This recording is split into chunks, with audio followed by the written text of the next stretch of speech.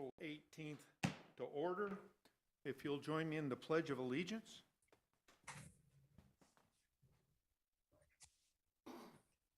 I pledge allegiance To the flag of of the United States and to the republic for which it stands, one nation, under God, indivisible, with liberty and justice for all. Thank you. All right. Everybody, I hope you had a chance to go over the minutes. Oh, roll call, I'm sorry. Go ahead.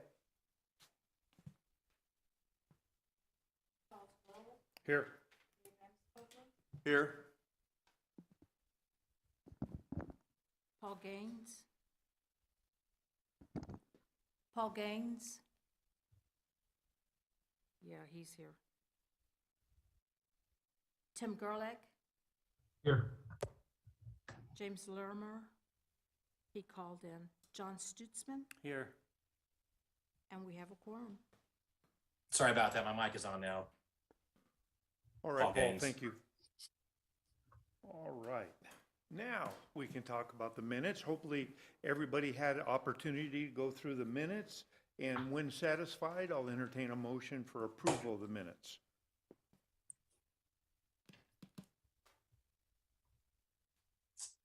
I would like to make a motion to approve the minutes from last meeting as presented. All right, I'll second it. Paul makes a motion, Commissioner Gaines makes a motion, Commissioner Gerlach seconds to accept the minutes as presented. Is there any discussion, additions, deletions, or corrections? Seeing none, I'll call for a vote. All those in favor of accepting the minutes as printed, say aye. Aye. Any opposed? All right, the minutes are accepted. All right, this is a hybrid meeting, which means we accept in-person attendance, call-in participation, or written communications. And I'll ask Janie, have you received any calls or written communications? I have not.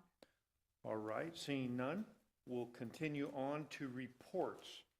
The first report we'll go over is Business Park staff. Hey, Bennett. Good afternoon, commissioners. Hope you're having a good day.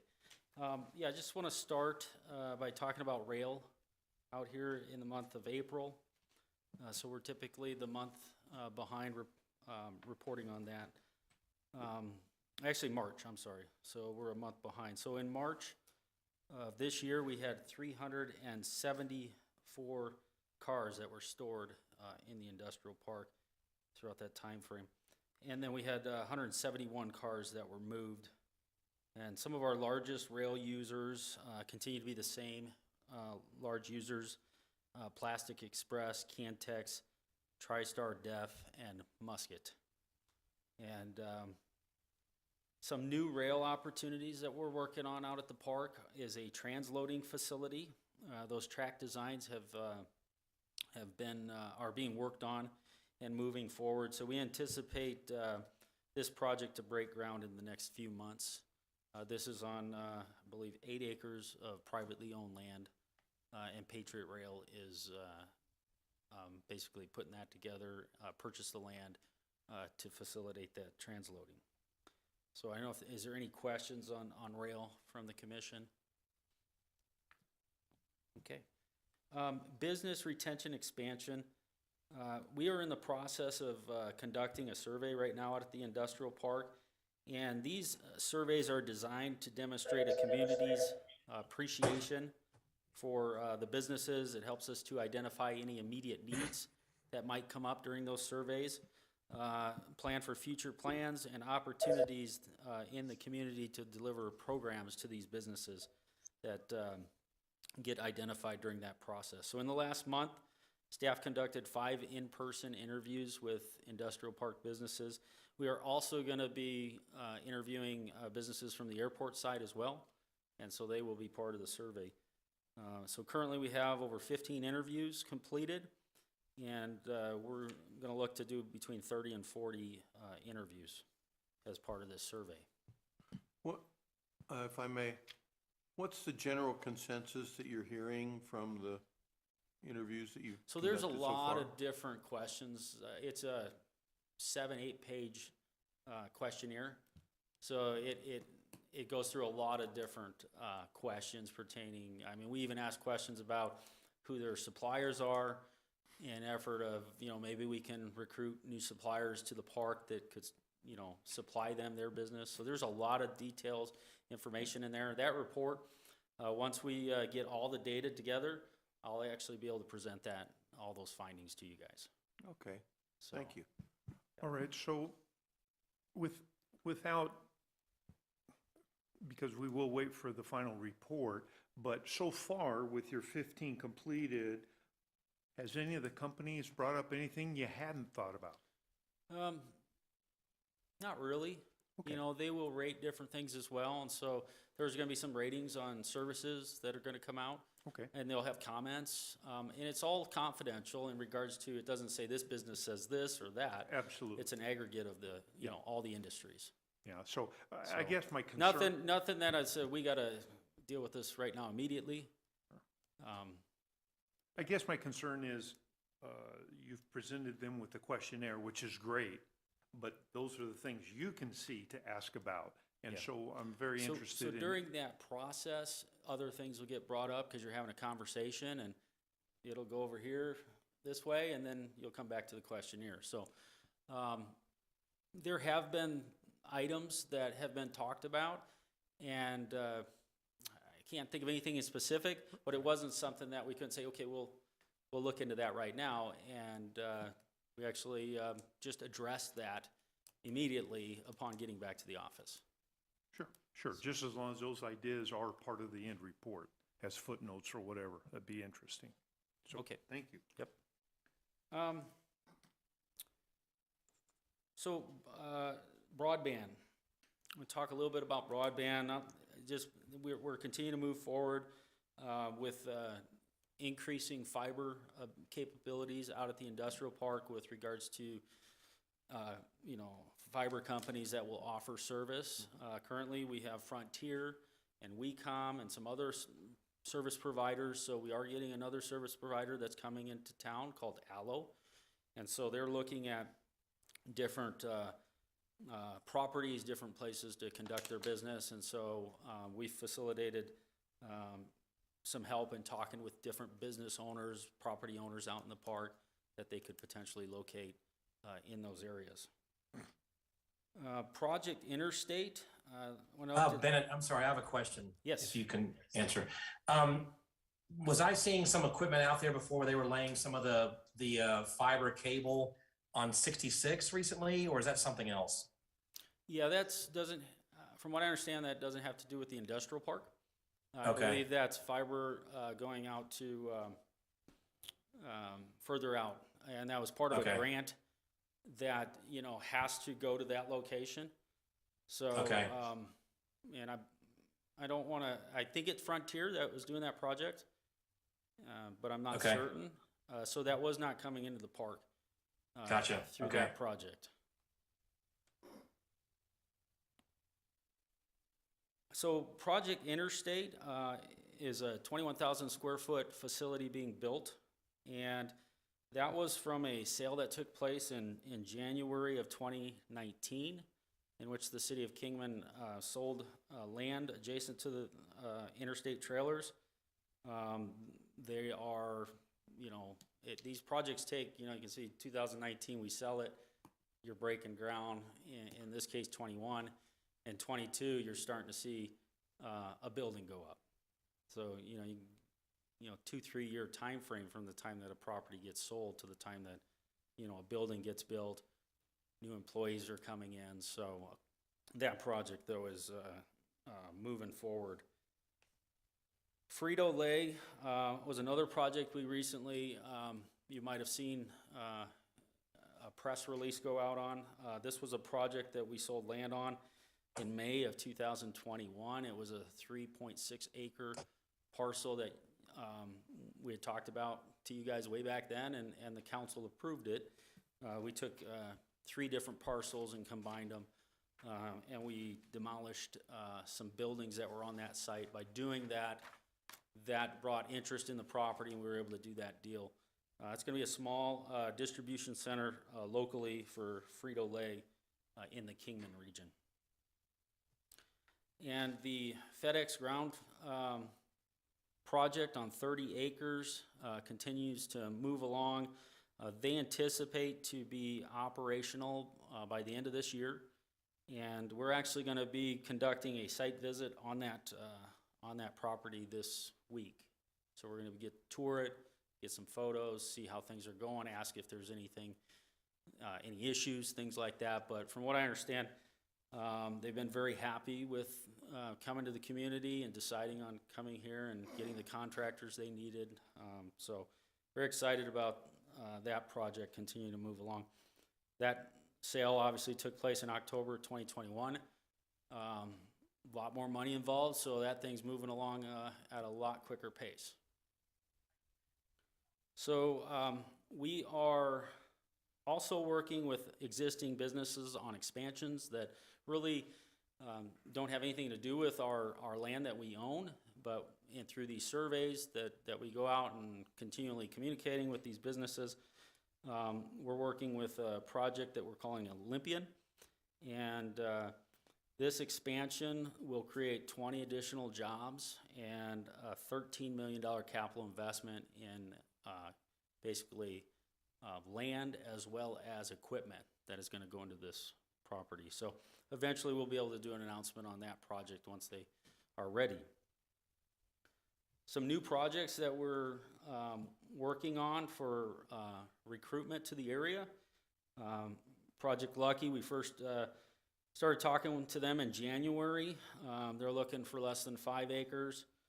We have shown them property that the city owns, and we're working through different due diligence on those sites in regards to infrastructure.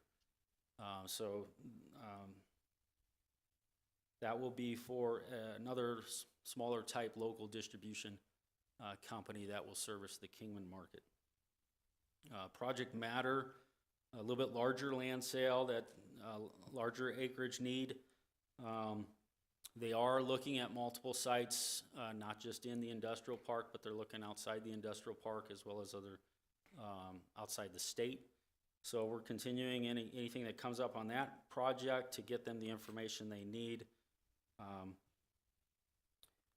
They've indicated a decision is forthcoming, but sometimes those decisions continue to get pushed back. So as soon as we have more details, I'll be able to update you guys more on that.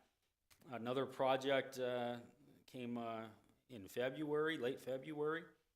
It will be another distribution center. They're looking for about 60 to 70,000 square foot to build, and they think they can do that around 5 acres. So we've shown them some property that could potentially work for them that the city has.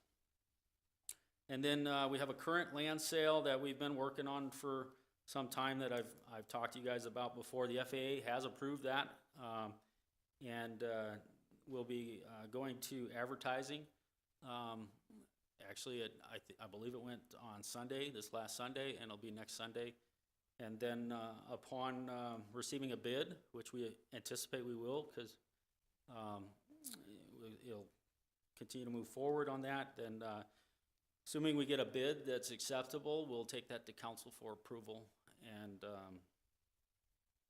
we are probably looking at finalizing this by the end of the month, if not the first of next month, the first council meeting of next month. And we are moving forward with construction of Port Way between Flight Line and Olympic. Pavement is anticipated going this week. We've been working with the landowners along that property to basically, build a road where there was really nothing. There was no road there, and so this will give access to property. One of the other benefits of this road is the Frito-Lay project was right next to it, so that was a win for them to see that this road would be coming in the future. Excited about that completion of that road. Once that road is completed, the way it works is it'll be built up to county standards, and then we will then approach the county to take that into their maintenance system. So with that's my update. You guys have any other questions about Yeah. any of that. Where's the revenue for the road coming from? So through grant funding and through industrial park budgeting funds. Okay, thank you. Any other Bennett, questions? so I just like to say that it's been really exciting to see all the progress, all the different activity going on, and this new piece of road that, like you said, almost was non-existent before. So with this new infrastructure and potential sales and current sales and new construction that's going on in industrial park, it's just nice to see the activity out there. Anything else? All right, thank you very much, sir. You're welcome. Next up is airport staff, Mr. Breckenridge.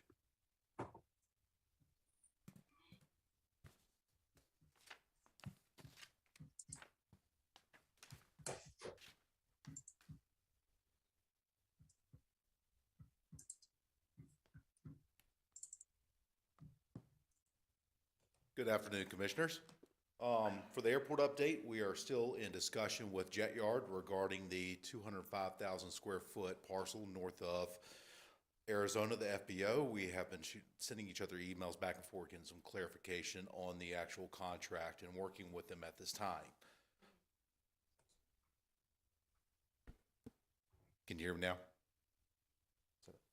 Okay. For Taxiway Bravo project, we are closing out that design grant at this time. We did receive phase 1 and phase 2 construction grants. Phase 2 will actually be 100% funded through ADOT. City Council has approved those. We have been working with our engineers on both those projects. Right now, we're really concerned with the price and fluctuation of petroleum and asphalt. They are not, with consultation with engineers, they're concerned that any type of price that is given to us now within 5-6 months down the road, it may not hold, and the contractor may not be able to supply it at that price. So we're kind of holding on this till prices stabilize at this time. For the PAPI project, a replacement of the PAPIs on the primary runway, we also do have that grant in hand, and we're currently working on a request for proposals. That process is when we actually draft up a scope of work along with some scoring criteria that will be sent out or published for possible construction firms to review and come back with a bid on that project. But we are currently working on that RFP at this time. Manager Breckenridge and also Commissioner Burrows, I have a question. If we have a question or a comment about any of these specific items, should we ask it right then, or do we wait till the whole report is over and then go back? Yeah, I think it would be more beneficial to ask right then. That way, if it generates additional questions, we'll be on topic. Okay, then I have to back up just one moment there, Mr. Manager Breckenridge, real quick. On as far as the bidding goes for the Taxiway Bravo project, I understand the need for stability in the prices for bid prices to hold. Could there be something done, or would they consider something done in a contract where it would have a fixed price but would have a variable in there of, okay, at this price it's going to be, for with oil prices being a certain amount, but this will be a variable cost that would go up commensurate with prices stabilizing or not stabilizing if they wanted to go and pull the trigger? No, sir. When we actually bid this, we're going to want the actual final construction cost. So when we bring it to City Council, it will be for a not to exceed. And also, these projects, when RFPs come through, it's based upon the actual price. Yes, there is some qualification, but it also goes to the lowest bidder. So if you do have somebody that comes in and puts in their price fluctuation, and when we do the scoring, they are the lowest bidder, but then the price fluctuation hits and they're no longer the lowest bidder, it actually opens us up to possible legal issues. So we have to wait till we get a little bit prices a little bit more stabilized, and then we can move this project forward. So I guess I have to, we don't know what the future holds, obviously. So this could be unstable for a long time, right? I mean, yeah, that is correct. We don't know what the future holds, but we are very much keeping an eye on this along with our engineering firms. Would like to at least get this done by if we don't start putting out the RFP before the end of this fiscal year, then we are going to shoot to at least get it out by next fiscal year. By then, that's when we're hoping these prices actually stabilize. And the fiscal year starts in July 1st, is that July right? 1st. Okay, all right, thank you. Commissioner, or excuse me, Manager Breckenridge, is there a stale date on the monies? Because a lot of times if it's a use it or lose it scenario, is there a date where if we haven't started a project by such and such a date, we lose the revenue? There is, but we have 2 more years on that So- grant. So it's, So, yes. we've got some wiggle room. Yes, sir. We do have wiggle room. A lot of these grants will roll over anywhere from 3 to 5 years. And we have about 2 more years left on phase 1. So we do have some time to wait and see these prices stabilize. Okay, thank you. For the terminal painting and landscaping, we did have a firm that came out and actually take a look a couple of months back at the actual terminal landscaping on the backside. We reviewed that with them. We're still waiting to get a price back from them. It is a JOC contract, and they've been pretty busy, and they just said, look, it's probably going to end up taking a little while before we could actually come back with an estimate. We did roll this over, or we are requesting to roll this over next fiscal year, just in case it pushes that far back.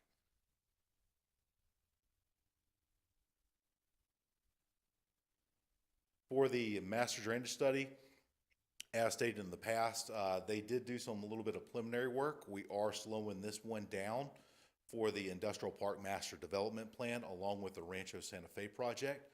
Both those projects will impact the actual drainage flow, which comes off of the Wallapai Mountains and cuts across the airport. So whatever we do inside the industrial park or have plans for inside the industrial park will very much impact what happens on the airfield. So that company is waiting for the contract or the negotiations to be finalized with the industrial park master development plan, and then they were going to run those projects side by side to make sure that whatever we do finalize inside the airfield will be compliant with whatever construction, whatever improvements we do outside the airfield 2, 3, 4, 5 years from now. For the apron project, we were planning to start painting some of the lead-in lines, some of the parking boxes. Unfortunately, our paint machine had a little bit of technical issues. If we tried applying it currently right now with our paint machine, then it will be splotchy at best. It will not be smooth lines. So that piece of equipment is currently up in Vegas getting repaired. For the new cover tie downs, we did receive new estimates for these. New cover tie downs, latest estimates, cost estimates were $364,000. They have gone up. We originally budgeted for $200,000. Then we received estimates back in September. It was around $300,000, and now it's gone to $364,000. We are holding off on this until we could actually get some more suitable prices for the actual cover tie downs. But in the meantime, we are moving forward with improving our current cover tie downs and also along our T-hangers. We did install one brand new light inside the cover tie downs. We have been listening to some of the pilots make an adjustment to this light to make sure that it doesn't impact the night visibility of our pilots, do not affect their vision. We kind of focused it a little bit more upward now, so it's kind of bouncing off the ceiling and going down onto the aircraft. We are still taking feedback from that. We're reaching out to other pilots that use that at night and making some minute adjustments as we go along. If everything looks good and it satisfies our flying community, then we will probably be installing anywhere from 3 to 4 new lights. With those 4 new lights in that area bouncing up, hopefully off the ceiling, and then reflecting back down on the planes, it will provide ample amount of light for pilots to do their pre-flight checks and to conduct their business around their aircraft. I landed last Wednesday evening at about 8:40, and the one light you have is good for roughly 2 aircraft, one on each side of the shade, but you need at least 3 more. for a total of 4. And you can place them in between the aircraft. And I like the idea of it bouncing up, but it's more of a hazard if you're departing at night than if you're coming in at night. If you've just landed, it's fine. You're leaving, I can see how, but you're gonna taxi one way or the other, and you'll probably have time by the time you go through your pre-flights that your eyes will have adjusted. But it's really nice to see the project moving forward. Thank you, sir. And as I said, we're still taking input on it. So if you do see something, or any of our pilots do see a possible issue, please let us know, and we'll make the corrections or possible adjustments. As for the actual T hangers on the A row, which is the row closest to the street, we started adding some additional exterior lights to kind of light up in between the T hangers. We currently have 2 lights set on medium intensity and 2 lights set on low intensity.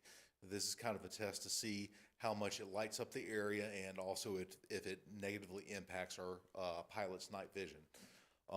If you ever have a chance, if you're out there at night, please drop through, take a look. We are still accepting input on it. I do know the maintenance guys, they're the ones that brought this up, and they pushed this one forward, which is, I'm very excited about that. They found a problem, and they immediately brought forward with a solution. They are ready to install more lights, but we're just waiting to hear back from our pilots if those lights are good, or if they're not, then we may have to rotate them out to a little bit dimmer lights. So, Manager Breckenridge, I assume you have all the emails or the way to contact all those people that occupy those spaces, right? Where you reach out to them and try to get feedback. I'm sure it's not easy sometimes. I believe I understand from years ago that even though some of the contact information you have, it's still difficult for people to, give feedback. Yes, sir, we do. We finally finished installing the last light on that row, including fixed the photo aisle last week. We will be reaching out to them, and then also I try to make a point of stopping by those hangars on the weekends and seeing if I can catch some of the pilots and just speak to them directly. Gotcha. Okay, great.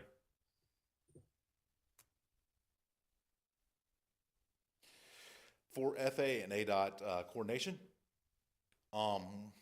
we do have the ARPA grant in our hands. We are just trying to compile some information on how we can spend this money. And right now, what we are looking at doing, and this goes into another construction project or maintenance project, is we are working to improve the ventilation inside the terminal building, mainly focused inside of the cafe at this time. Reviewing that grant does state that we are allowed to use that funding to improve ventilation as long as it has some type of sanitary link to it. In this case, we're looking at either doing some type of mold mitigation, UV mitigation inside the system. But as we're going through this project, we're taking that money and we're taking the receipts, and then we're going to use that to actually give to the FAA and become reimbursed on the actual air conditioning improvements inside the terminal building. Most recent improvements inside there was they installed a swap cooler on top of the building. There used to be one there that was removed some years back. They installed that. They are looking at some additional ducting in that area, and as soon as that part of that project's done, then they're actually going to be looking at the ductwork inside the building and modifying and upgrading the ductwork. This will be a 2-phase project, but hopefully this summer everything will be done by the time we get into the brutal heat, and we're not going to have those wait staff and our customers sweating inside of the restaurant and throughout the remainder of the terminal. For runway 17 and 35 and taxiway Charlie P608 application, we have been in coordination. The City Council did approve that grant. We have been in coordination with Kimberly Horan. They are the engineering firm hired by the state to head up this project. We did receive a phasing plan. We are in current discussions with them over that phasing plan. One thing that we are trying to avoid is shutting down the entire airfield during the middle of the day. So we made those comments of closing down the airfield strictly if we have to at the intersection of 17 and 21 at night. We are working with them to not put so much restrictions on taxiway Delta to where you can't really maneuver going up to 21. So we are in coordinations with them. We are speaking with them, and we're probably not going to be looking at this project occurring until next fiscal year, just from all the coordination with the other airports throughout Arizona that they are working with. But the upsides to this is that ADOT's actually picking up and help managing the engineering side. They are also going to be handling the construction management side, and our small percentage is only going to have to cover the actual construction side. And that actual construction work is going to cover crack sealing, joint repair, and the actual 608 application over the asphalt. And after that, then it will start encompassing the brand new pavement markings to those areas that have been repaired. For the draw site update, we have been working with the first selected firm. We have finalized some of the smaller changes to the actual contract. It was not very much, including some insurance adjustments. We are waiting to hear back on an estimate for design. Once we get that estimate for design, then we can start really moving forward with having this presented to City Council and then approved. And then after that, then we'll start working on that draw site. For the actual FAA land release process, we have been working with Kaufman Associations with the land release. They are reaching out to Army Corps engineers to get some clarification on a Clean Water Act 404 permit. We are waiting on Army Corps engineers to get back with us so we could have a phone meeting with them to just go over with what their stance is, what the requirements are, and any exemptions or additional permits that we may have to go after. Once we get that done, that will handle a lot of the parts for the land release process. But in the meantime, the bigger chunk, which will be the industrial park master development plan, about a week and a half ago, we had a TAC meeting, technical assessment or technical advisory committee that met with the firm that we have selected. We went over everything from zoning to water, stormwater, street management to parcel size, you name it, we went over it. They're taking that information and they're going to actually draft a scope of work. Hopefully we'll have that scope of work before the end of this week, and then we can move forward with adding that to the contract, getting it finalized, and presenting it to City Council.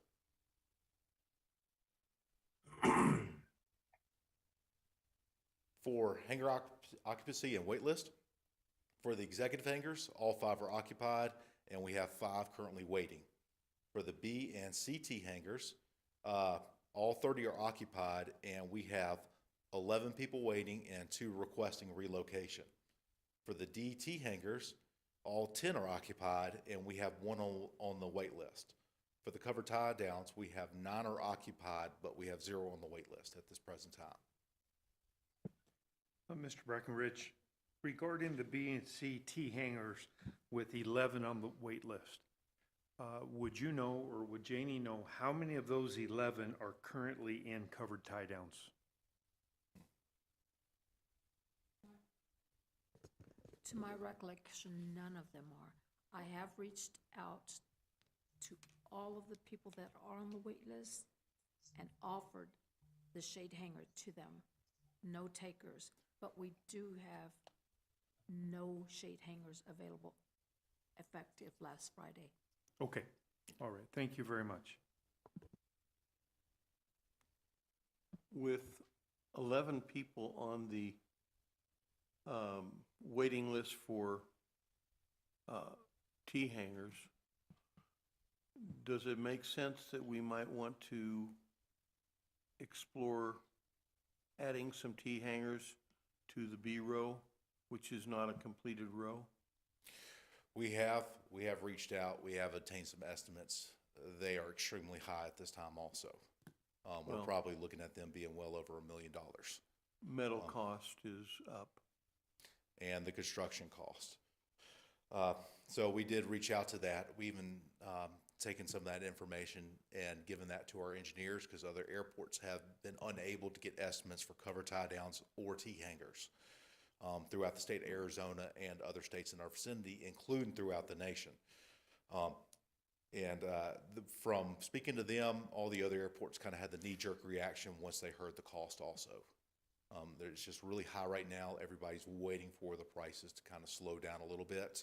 A lot of construction firms that we did reach out to regarding these metal structures, they were not responding. One firm that did respond, they just said, look, everybody's really busy right now. If this is not a multi-million or a large-scale project, it's not high on their priority list.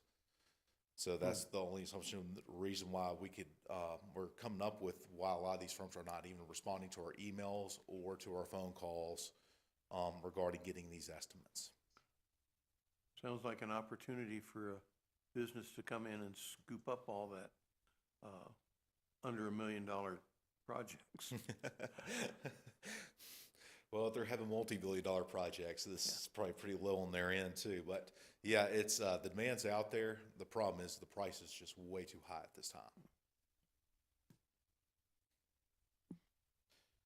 For the actual division budget, we're about 75% through this fiscal year. Total revenue is $1,080,000 and $151.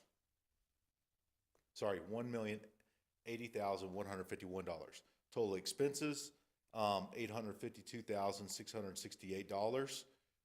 Breaking down those revenues, the airport has generated $965,708, whereas the industrial park has generated $114,442. The expenses for the airport, we are 58% through our actual operating budget. We've only used $836,592.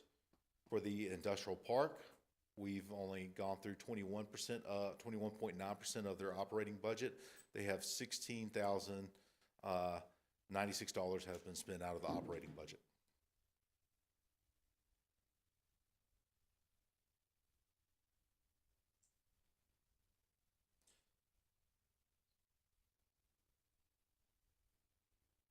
And for the fuel report, so far this year to date, 160,262 gallons have flowed out of the fuel farm. As we get closer to the end of the year, I'll break it out where I compare both years from this fiscal year to last fiscal year, side by side, just to see how much our general aviation and our transient traffic has increased. This is a pretty remarkable increase. Last 3 months, let's say from the average of the last 3 months to this past month, that's an 80% increase in fuel flow. And then from the highest month prior to that, it's like a 25% increase. So this last month has been pretty active. Do you know if is this a lot of more transient traffic that we're having that, it's just not obvious, or I assume it is? It's a lot more transient, and then also speaking with our FBO Arizona, they have been seeing a massive increase in their actual customers, which is a great thing. And I know they are having discussions about getting an updated courtesy car. They have not confirmed that yet, but for them to actually start making those smaller, minor investments for their customers is a very good sign. That means they have a need for it. So we've been really happy with the response to customer service. I've seen them respond late at night to some aircrafts, questions, concerns around the fuel farm. And just speaking to the pilots that use the FBO, they seem to be very happy, and that information appears to be spreading. Yes, sir. And then we also— I would say that's really good too, because it's obviously fuel prices have gone a fair bit up, and yet the activity has gone way up lately here. So, and also, I didn't want to say this, but they didn't have to have a new shipment of Jet A for a while, so they have some of the lowest prices of Jet A there for a short amount of time. But also what's included with that is that we have been seeing a lot more aircraft storage activity occurring. So We've been seeing some of these aircraft come in, some go out, so those larger aircraft could be using a good bit of fuel also. Okay. Speaking of aircraft storage, are you aware that Lake Havasu is going to be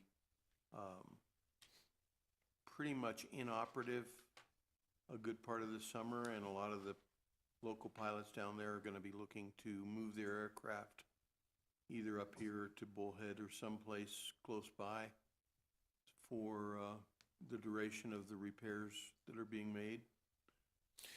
Yes, sir. I've heard from some pilots. Some pilots have given us phone calls or have given us heads up that they will be looking for additional temporary places to park their aircraft. Yeah. But as for any massive swing that direction, we have not seen any yet.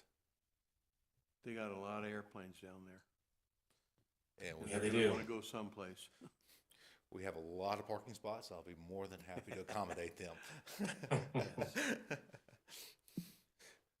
Does anybody have any further questions?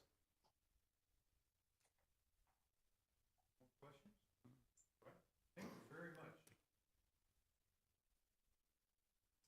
All right, moving on to new business, Young Eagles event. Bill, your microphone is off. Thank you. That completes our staff reports. We'll move on to new business. Young Eagles event, April 30th. We probably want to hear from Commissioner Amspoker about this, and then from Mr. Breckenridge. Dave? Yeah, it's, in the past, we've done our Young Eagles rallies at the EAA hangar, and last year we did a Young Eagles rally out of the Arizona facility. It's always been our thought that it would be best serving the public if it was out of the terminal, but in the past few years, it's been difficult to do it out of the terminal for one reason or another. This would also bring in revenue to the restaurant while we were busy flying the children. The parents would have a place to go and maybe get a cup of coffee or something. So we would like the ability to use the terminal for the Young Eagles rally that's scheduled for the 30th of April. And I thought we should put it on the agenda and see if the commission approved. Okay. Mr. Breckenridge, do you have anything about that? I do believe that the terminal will be a good idea. The Pilot's Lounge, with those memorabilia or historic artifacts, will be a great way to kind of get these kids more interested in the flight. Plus, we also do have those.